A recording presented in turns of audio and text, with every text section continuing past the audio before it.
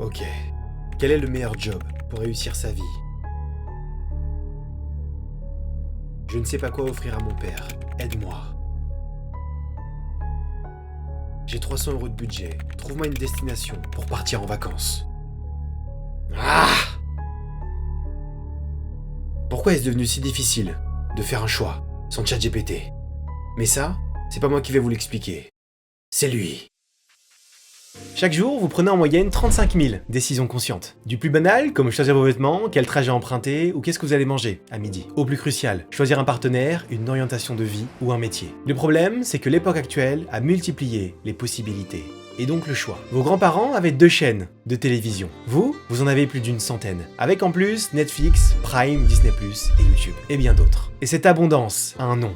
Il s'appelle le paradoxe du choix. Concrètement, plus vous avez d'options, plus vous pensez gagner en liberté. Mais avec ces options nombreuses, plus vous avez le choix, plus vous pouvez hésiter et surtout après regretter le choix qui a été fait. Et vous l'avez peut-être déjà vécu, passer 45 minutes à regarder les différentes séries sur Netflix pour au final ne rien choisir. Ou être dans un magasin et regarder tous les choix qui vous sont proposés en termes de boissons. Et c'est à ce moment-là qu'entre ChatGPT. Face à l'excès des possibilités, il simplifie, il hiérarchise et il tranche. Mais alors, pourquoi tant de personnes ouvrent ChatGPT pour décider? Peut-être parce qu'au fond, demander à l'IA, ce n'est pas juste avoir une information, c'est rechercher une validation. Un étudiant pourrait se demander quelle est la meilleure école pour étudier la finance. Pour un couple, quelle destination choisir pour les vacances de décembre? Et pour un salarié qui réfléchira à son avenir, quelle reconversion je peux faire avec mon profil? Dans tous les cas, ChatGPT ne fait pas que donner des éléments. Il rassure, il organise, il remet de l'ordre là où sont vos doutes. Une étude de Stanford a démontré que lorsqu'une IA suggère une option, et ce, même si elle est imparfaite, les humains ont 2 fois plus tendance à la suivre que si c'était un conseil d'un autre humain. Peut-être parce que vous pensez que la machine est neutre, sans biais émotionnel. Et c'est précisément là que se réside le danger. ChatGPT donne l'impression qu'il est impartial, mais il ne faut pas se tromper. Ses réponses reposent sur des milliards de textes, eux-mêmes produits par des humains, avec leurs croyances, leurs idéologies et leurs biais. Quand ChatGPT vous dit que tel restaurant est une excellente option, ou que New York est une destination idéale pour les vacances de décembre, c'est une réponse qu'il aura trouvé, une synthèse statistique, une moyenne. Et beaucoup de ces réponses sont prises directement pour acquises. Prenons l'exemple d'un voyageur qui demande à ChatGPT un itinéraire pour découvrir le Japon. L'IA lui propose des lieux magnifiques, incontournables, et lui glisse un lieu qui n'existe pas,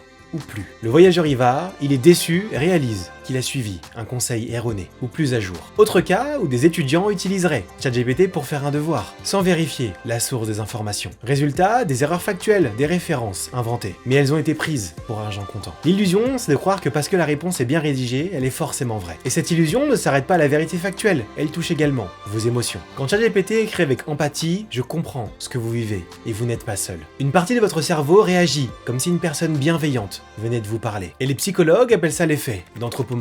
Vous prêtez des intentions et des émotions aux machines qui vous répondent de manière fluide. Mais il y a un problème. Une vraie conversation avec des amis ou de la famille apporte plus que des mots. Il y a le silence, les gestes, la chaleur d'une voix, des émotions et les nuances d'un regard. ChatGPT, lui, il n'a pas cette profondeur. Il peut conseiller, orienter, proposer des exercices de respiration, mais il ne peut pas réellement comprendre votre vécu, ni remplacer le lien avec un humain. Si par exemple une personne demande de l'aide à ChatGPT, l'IA lui donnera des conseils pratiques. Mais parfois, ce qu'il faudrait, ce n'est pas juste une liste de solutions, mais juste une présence humaine, un silence partagé, un regard bienveillant. Le danger, ça pourrait être que certains finissent par se couper des autres, persuadés qu'ils peuvent trouver tout ce dont ils ont besoin dans une machine. Et voilà le point crucial. ChatGPT est devenu pour certains la première référence. Avant, une question passait par plusieurs canaux. Demandez à un proche, regardez sur Google, comparez ses sources. Aujourd'hui, une seule fenêtre suffit. Vous tapez une question et peut-être que vous vous contentez de la première réponse. Vous lui demandez où manger, quoi visiter, quel sport pratiquer, quelle habitude à adopter et quelle lecture commencer. Et petit à petit, cette délégation devient une dépendance invisible. Même s'il peut apporter des imprécisions, le problème n'est pas forcément que ChatGPT se trompe, parce qu'il se trompe parfois, comme tout outil. Le vrai problème, c'est peut-être que vous cessez de vérifier les informations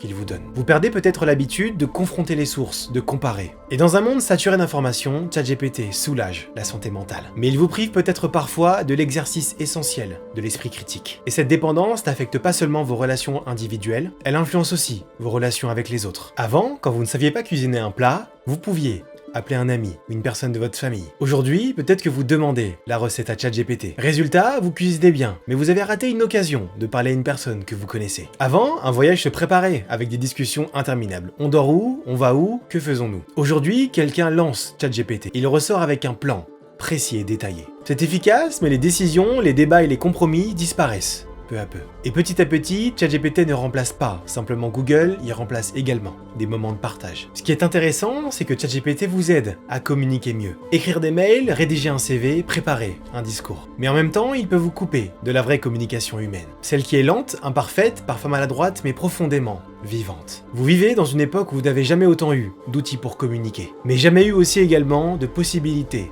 d'être dans la solitude. Lorsqu'on fait un choix, décider, ce n'est pas seulement trouver la bonne option, c'est prendre position. C'est accepter que parfois, vous ne prendrez pas forcément la bonne décision, que vous vous tromperez et que ce n'est pas toujours grave. Alors oui, ChatGPT est un outil puissant. Oui, il peut clarifier, résumer, organiser, mais il ne doit pas forcément devenir une référence absolue. Car si vous lui confiez toutes vos décisions, vous risquez de perdre ce qui fait de vous un être humain. La capacité d'écouter votre intuition, de douter et de décider malgré cette incertitude. Alors, comment utiliser ChatGPT sans tomber dans cette dépendance? C'est de définir l'importance des choix que vous lui donnez et de ne pas toujours s'arrêter aux informations qu'il vous communique. Prendre le temps pour réfléchir et vérifier les réponses qui vous ont été données. Alors oui, ChatGPT vous apportera des précisions sur comment faire une recette, des conseils sur votre carrière, ou vous organiser un programme de voyage. Et cette réponse sera influencée par tout ce que vous lui avez indiqué. Et la vraie question n'est pas pourquoi est-ce difficile de prendre une décision sans ChatGPT, mais plutôt qu'est-ce que vous perdez en laissant l'IA choisir votre place. Alors la prochaine fois que vous serez confronté à un choix, qu'il soit petit ou grand, essayez une autre expérience. Accordez-vous un moment de doute, une hésitation, une réflexion personnelle. Parce qu'au fond, la décision la plus importante, ce n'est pas celle qu'on vous donne,